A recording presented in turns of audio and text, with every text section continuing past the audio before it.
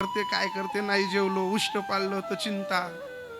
पण जसा गेला ना तशी व्याईनबाईंनी पाणी दिलं, ते कोमट पाणी दिलं, त्याला पहिलाच झटका बसला.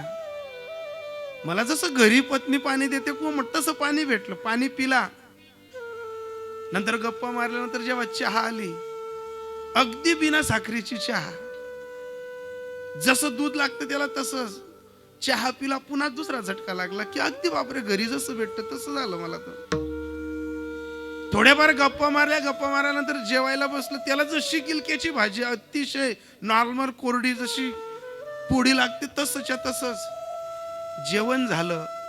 आणि जसं घरी पत्नी बडीशोप भिजवून मिक्सरमध्ये दळून पत्नी गरम पाणी देते, तसंच व्याहीनबाईंनी काचेच्या ग्लासमध्ये बडीशोप टाकून आणली.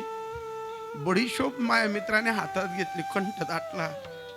व्याहीनबाईंना हात जोडला, ताई मी जसं तुमच्या घरी आलो, मला गरम पाणी लागतं, तुम्ही गरम पाणी दिलं. मला कमी साखरेची चहा लागते, तुम्ही कमी साखरेची चहा दिली.